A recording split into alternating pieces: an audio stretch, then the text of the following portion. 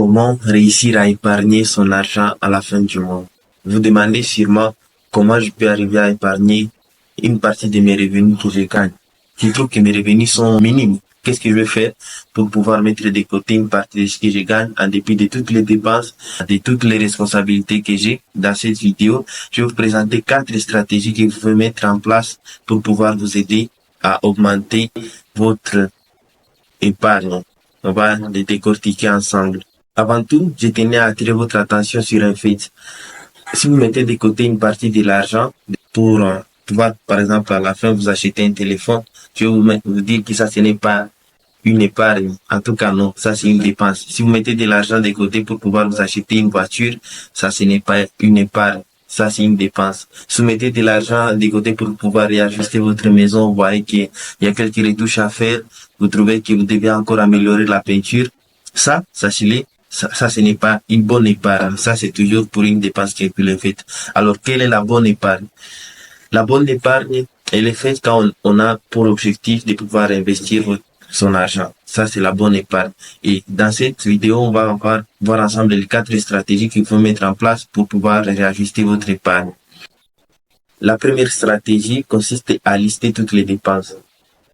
Beaucoup de gens travaillent, touchent de l'argent et commencent à dépenser sans pour autant faire une analyse de la sortie de l'argent qu'ils gagnent. Donc, si je pouvais vous demander les mois passés, comment vous avez pu gérer votre argent, dites-le moi. Essayez juste d'y penser, vous allez vous rendre compte que vous ne vous souvenez pas des grandes choses de ce que vous avez épargné. Si vous analysez la gestion que vous avez pu faire de votre argent les mois passés, vous allez vous rendre compte que vous n'avez pas une grande idée de toutes les dépenses que vous avez pu faire. Pour vous donner une idée claire, je vais vous raconter une histoire que j'ai vécue personnellement. J'ai connu un proche, et il venait du village. Vous savez, au village, le style de vie, c'est un peu différent du style de vie de la ville. Au village, tout ne s'achète pas. Vous avez de la nourriture qui vient du champ directement et vous allez consommer ça. Et si vous achetez quelque chose, c'est sûrement des choses qui viennent de la ville, donc des produits qui sont conservés, et peut-être même des habits ou même des trucs que vous pouvez mettre dans votre maison pour embellir la maison. Tout, c'est un peu ça l'idée de tout ce que l'on peut dépenser. Alors, la dame là, elle est venue en ville. Elle m'a dit, comme toi tu es de la ville, tu es proche de moi, aimerais-tu me faire un tour en ville, dans les marchés centrales pour pouvoir acheter quelque chose? J'ai dit ok, volontiers. On a fait un tour avec elle et j'étais tellement surpris parce que quand on a commencé à marcher à pied, vous voyez en ville, c'est un peu différent. Nous sommes en Afrique. Un peu partout là où vous passez, il y a des gens qui sont un peu au coin en train de vendre quelque chose. Vous allez avancer un peu, il y a des bonbons, vous avancez un peu. Il y a des montres qu'on est en train de vendre, vous avancez un peu, vous allez trouver un peu de tout. Et en plus de cela, de surcroît, vous allez trouver aussi des gens qui sont en train de vendre des choses. On les appelle les commerçants ambulants. Donc, vous les voyez en train de passer, en train de vendre quelque chose. Et la dame là, chaque fois qu'elle passait, elle voyait des choses à côté, à gauche, à droite, elle voyait les commerçants ambulants. C'était comme si toutes les personnes là lui disaient, hey, nous sommes là, il faut venir acheter chez nous. Donc elle se sentait interpellée. Et j'ai vu la première fois elle a acheté, c'était des fruits. J'ai dit ok, c'est pas mal quand même de penser à acheter les fruits. Un peu plus tard, je l'ai vu arrêter quelqu'un, c'était pour demander le prix des draps. J'étais étonné, j'ai dit mais est-ce que c'est pour ça que tu m'as dit que l'on vient ici? Bon, je l'ai dit intérieurement, mais c'est passé comme ça.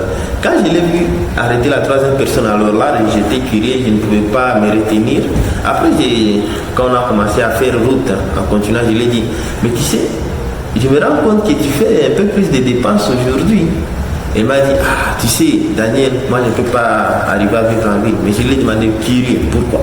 Elle m'a dit, tu sais, quand je suis au village, non seulement les gens ne sont pas aussi propres qu'ici, mais aussi il n'y a pas des achats un peu partout, donc il n'y a pas de points de vente. Mais quand je suis ici, je suis beaucoup plus tenté et c'est la raison pour laquelle moi je pense que ça serait toujours mieux pour moi de vivre au village. Bien sûr, vous allez me dire avec moi que ça c'est le blocage mental qu'il se donne. Mais ça c'est l'une des caractéristiques que moi j'ai rencontré auprès des gens qui vivent en ville. Il y a des gens qui touchent leur paix ou même tout ce qu'ils peuvent gagner comme revenant de leur petit business. Ils ne savent pas comment Ils dépensent là. Quand ils ont un peu d'argent, ils se permettent alors d'acheter quelque chose, d'être un peu plus gentil. Vous savez, l'argent rend les gens plus gentils. Donc, ils se permettent de faire un peu des achats sans pour autant dépenser. Et quand ils n'ont pas d'argent, eh bien, ils ne savent pas quoi faire. D'ailleurs, j'ai un ami proche, je ne vais pas citer son nom, mais lui, quand il touche son argent, il me dit, ah Daniel, en tout cas, l'argent que j'ai trouvé la semaine passée, là, je ne sais pas où est-ce qu'il est parti. Et moi, je le regarde, je lui dis, mais comment tu ne sais pas où il est parti? Il m'a dit, non. À l'entendre dire, on pourrait croire que non, tu vois, il a mis l'argent quelque part dans une poche ou porte-monnaie, je ne sais pas trop quoi. Et puis il s'est réveillé. Il ne sait plus où est parti son argent. Ce n'est pas le cas. Il a de l'argent, il se permet de les dépenser sans pour autant compter. Et il commence à être un peu plus économe quand l'argent s'étend à s'épuiser. Donc à vous aussi de pouvoir voir si vous avez aussi la liste de dépenses. En tout cas, j'ai une évidence que vous aussi qui me suivez, sûrement vous n'avez pas de liste de dépenses. Vous n'arrivez pas à lister tout ce que vous allez dépenser. Si c'est le cas, notez-le-moi juste en commentaire, je vais voir, pour évaluer et cocher cette case de liste de dépenses. La deuxième stratégie pour pouvoir épargner tous les mois consiste à se décider soi-même de dépenser moins.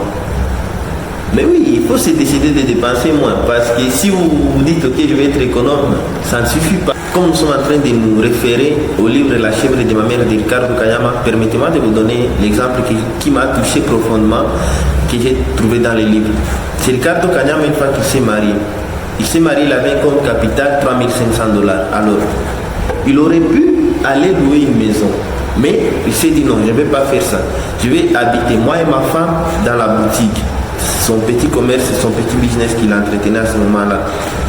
Il vivait dans la boutique, lui et sa femme. Alors, cela lui permettait de réduire les dépenses possibles. Donc, les loyers, il aurait pu avoir les loyers, donc, outre le fait de payer les loyers de sa boutique, aussi les loyers de sa maison.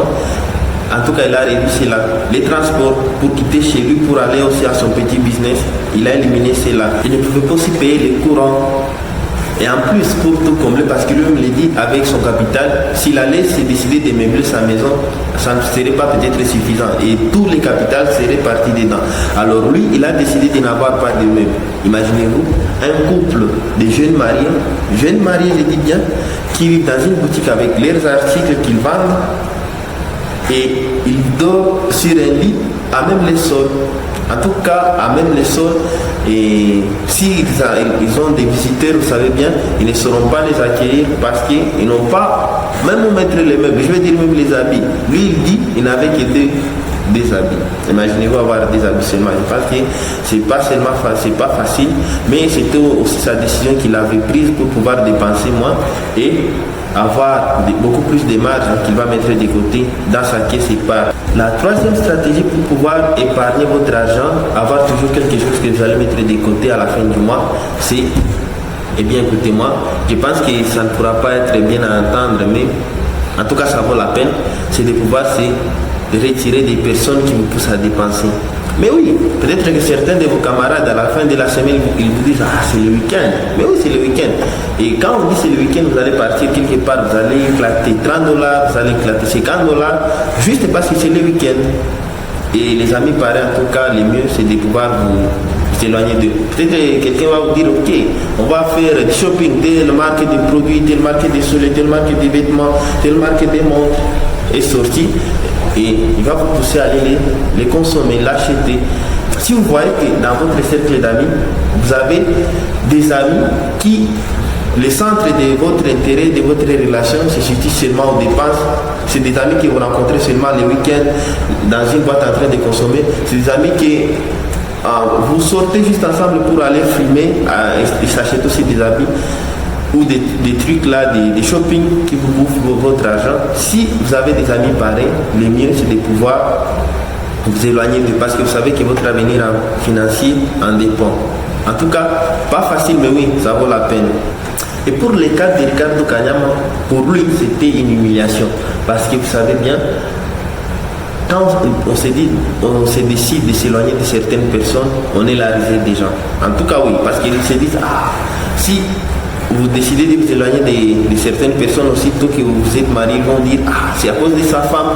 On va endosser votre caractère, on va dire que non, c'est dû à sa femme, c'est la femme qui est le problème. Si c'est votre femme, on va dire non, c'est son mari, donc elle a changé, c'est compliqué. Donc vous allez comprendre avec moi que même si vous allez faire l'arrivée des gens, en tout cas, sachez, ayez toujours dans votre bord que c'est votre avenir financier qui est en jeu et vous savez ce que vous êtes en train de faire tandis que les autres ignorent les pourquoi de votre décision. La quatrième stratégie, en tout cas la dernière, c'est décider d'épargner minimum, je dis bien minimum, 10% de tout ce que vous gagnez. Si vous gagnez $100, ça c'est un exemple, mettez de côté pas moins, peut-être plus, oui c'est mieux, mais pas moins de $10. Et pour le cas de Ricardo Kanyama, mais même beaucoup de gens que je connais, dont j'ai déjà au moins eu la chance d'écouter parler, lire leurs livres, ils vous disent qu'ils épargnent plus de 50% de tout ce qu'ils gagnent. Et ils se permettent de dépenser 20%, 15%, parfois même 10% de tout ce qu'ils gagnent. Et pour vous illustrer cela, on va voir la liste des dépenses de M. Ricardo Kanyama une fois qu'il est devenu millionnaire. Vous allez vous rendre compte que plus de 50%, non, c'est pas 50%, plus de 70% c'est toujours dans le cadre d'épargne, réinvestissement et lui dépassement. On va jeter un coup d'œil à la liste des dépenses de Ricardo Kanyama. Ah oui, ce n'est pas mauvais quand même. Alors lui, il vous dit la répartition de ses dépenses, 10% dans la dîme, offrande et assistance aux pauvres et aux démunis, c'est 5%. Augmentation du capital des projets existants, 20%. C'est quand même colossal. Création d'un capital pour les nouveaux projets. Là alors, écoutez bien, 50% qu'il met de côté pour des nouveaux projets, 50% de tout ce qu'il gagne. Pour les comptes famille, donc les biens immobiliers, les voyages, les conforts, les formations, la nourriture, tout, c'est 10%. Et enfin pour les imprévus, parce que les imprévus, on ne les prévoit pas, c'est 5%. Peut-être que c'est quelque chose de la cuisine qui tombe en panne, peut-être, je ne sais pas trop quoi, mais comme imprévu, il met de côté quelque chose. Dites-moi, comment vous trouvez la répartition de Ricardo Kanyama? Est-ce qu'il répartit bien ses fonds ou quoi? Notez-le-moi en commentaire et là aussi ça me fera encore une fois plaisir. À la fin, je vais vous donner un bonus. C'est une citation que j'ai dédiée à toutes les personnes qui procrastinent, se disent ah non, les gens qui épargnent, ce sont les gens qui ont de l'argent. Je ne pourrais pas épargner cette année, si je vais le faire l'année prochaine parce que ce mois-ci c'est compliqué pour moi. Laissez-moi juste vous présenter cette citation qui va vous tiquer. Cette citation se trouve à la page 117 du livre La chèvre de ma mère. Écoutez-la très bien. Voici une grande illusion que certains entretiennent. Ayant beaucoup de charges à assumer, je ne peux pas économiser. Si j'avais de confortables revenus, j'économiserais volontiers. Rien n'est plus faux. Si vous ne pouvez pas économiser maintenant avec peu, il vous sera plus difficile de le faire demain, même en gagnant bien votre vie. Ceci me fait penser à la citation de la Bible qui dit « À celui qui a, on donnera, et à celui qui n'a rien, on ôtera même les peu qu'il devra avoir. » Ciao.